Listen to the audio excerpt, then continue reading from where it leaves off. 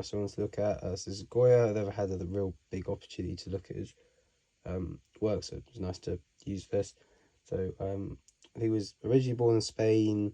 I've got it written here. So he was born in Spain in 1746. And he died in France later. But I think if I just go try to focus on his artwork, because I think he was very clever. So he wasn't the first to do what he did, but he was.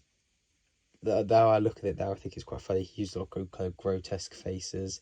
He did a lot of stuff based on kind of Greek mythology. Obviously, he has the Saturn devouring a sun picture, which I think is supposed to be quite horrific, but it is very funny at the same time. He used within his painting like lots of kind of religious sort of themes. He used things of the time. He didn't always try and make things like very grotesque, but a lot of the time he would, and I think that's his best stuff that he did. Kind of rejecting what he'd been taught to do.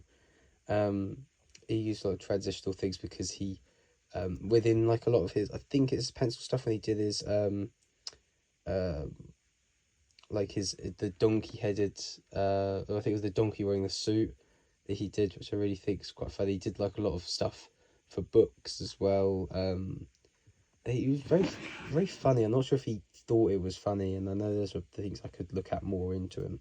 I think I might afterwards. He kind of like these stories that he could depict in a few images.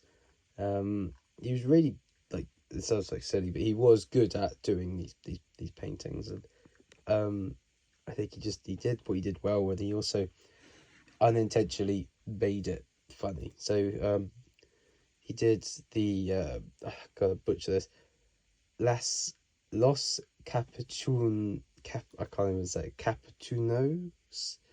These were like for books. We don't really. I think they're supposed to be targeted for uh, like children, but I think the funny thing about them, they were. He didn't show heroes. He only would show kind of these very stylized versions of kind of beasts and like these like kind of demons and things, and he did lots of kind of like very etched pencil things that I think are really cool.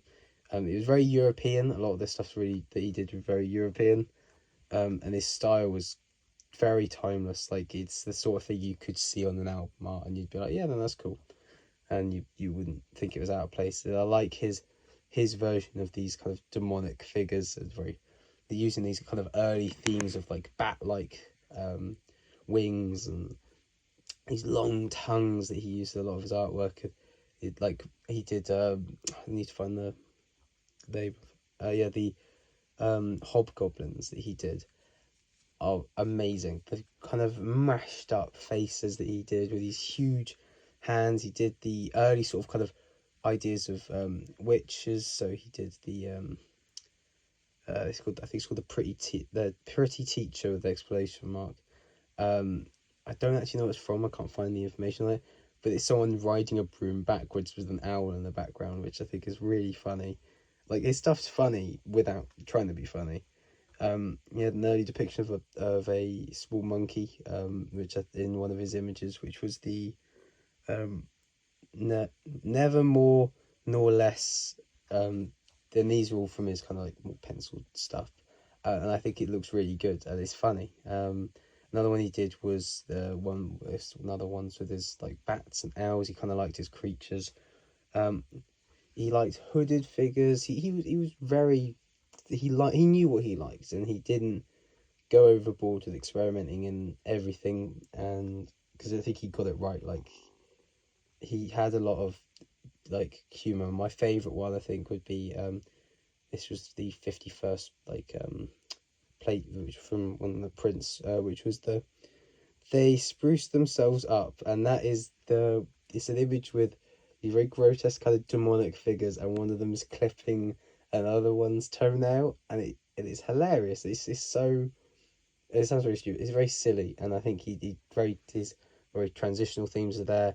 I'd like to replicate his kind of silliness without trying to be funny. He was just funny, even though he probably wasn't supposed to trying to be.